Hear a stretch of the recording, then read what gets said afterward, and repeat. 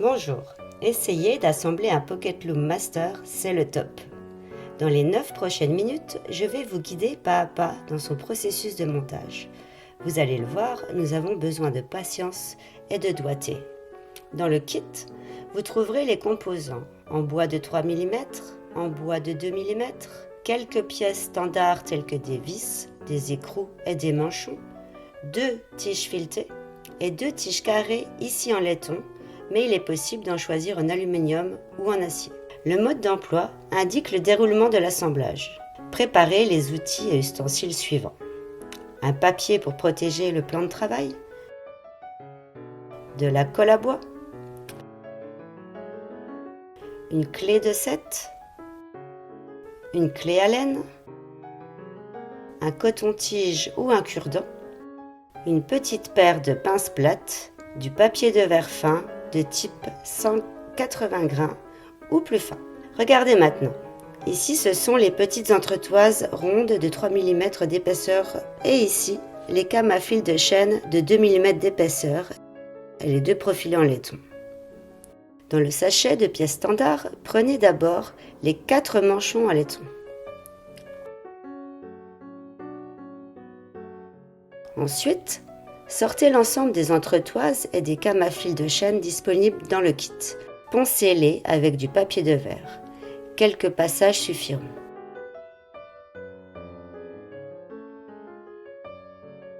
Prenez maintenant un profilé en laiton et insérez-y 11 cames à fil de chaîne et 10 entretoises. Le tout en alternant cames puis entretoises, cames puis entretoises et assurez-vous que les cames pointent toutes dans la même direction.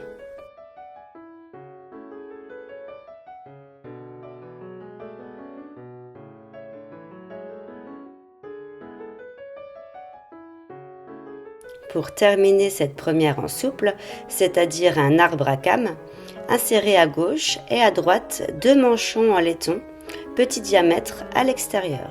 Répétez cette étape et assemblez la deuxième en souple avec cette fois 10 cames à fil de chaîne et 9 entretoises. Assurez-vous ici qu'aucune came ne pointe dans la mauvaise direction. Mettez les deux en souple de côté.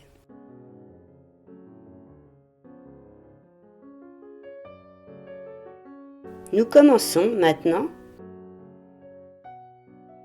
à coller les deux têtes du métier à tisser.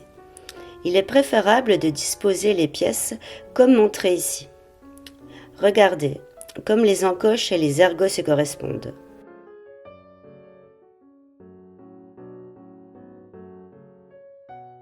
Faites également très attention à l'endroit où j'applique la colle à bois.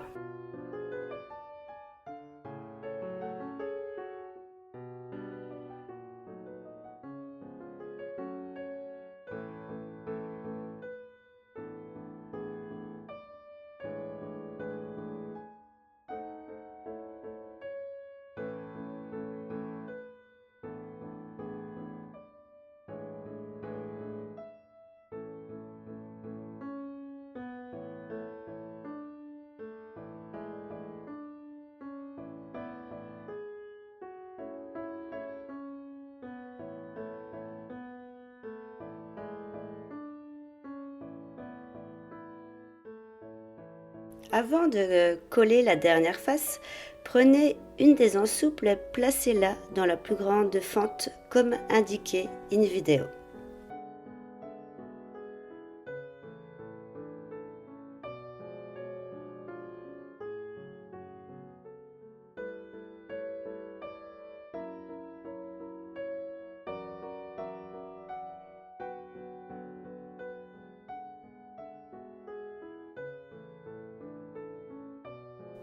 Vous pouvez maintenant retirer délicatement l'excédent de colle avec le coton-tige. Mais veillez à ne pas décoller les parois latérales. La colle est encore fraîche. Vous recommencez le même procédé avec la deuxième tête de métier. Il est maintenant préférable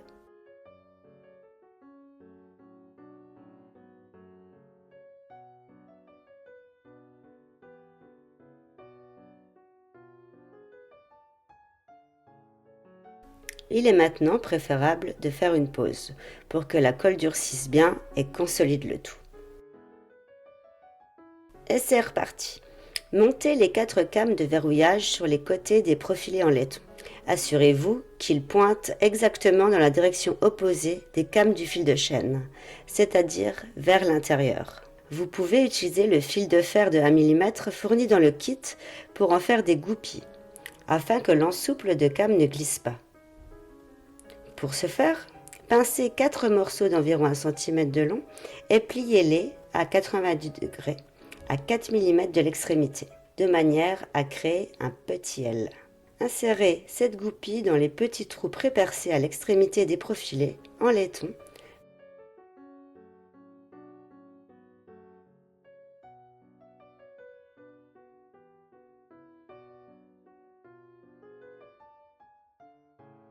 Pliez l'autre pointe du fil à 90 degrés.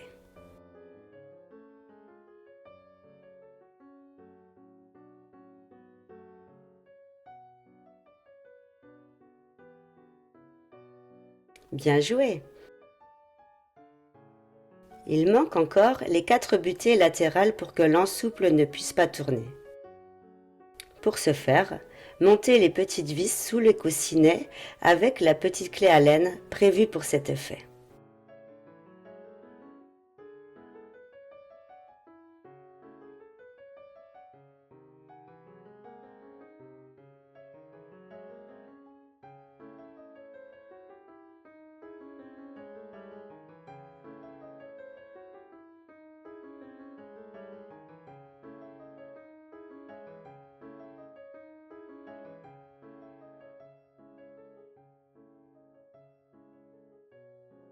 Reste maintenant la dernière étape, le montage des tiges filetées. Pour ce faire, prenez les écrous restants et les 2 tiges filetées. Inclinez une tête de cadre vers l'extérieur et placez 2 écrous à l'intérieur sur le fond ainsi obtenu. Insérez la tige filetée par le haut et vissez les écrous sur les tiges jusqu'à ce que les extrémités dépassent environ 5 mm de la tête du métier à tisser.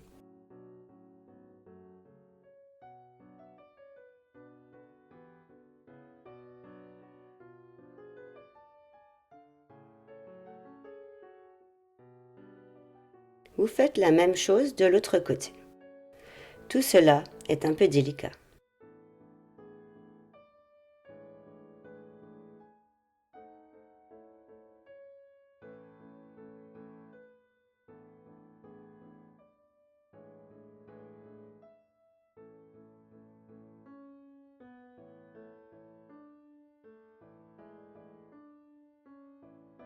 Une fois les barres vissées à l'intérieur, vous pouvez visser les 4 écrous restants à l'extérieur. Bien fixer le tout.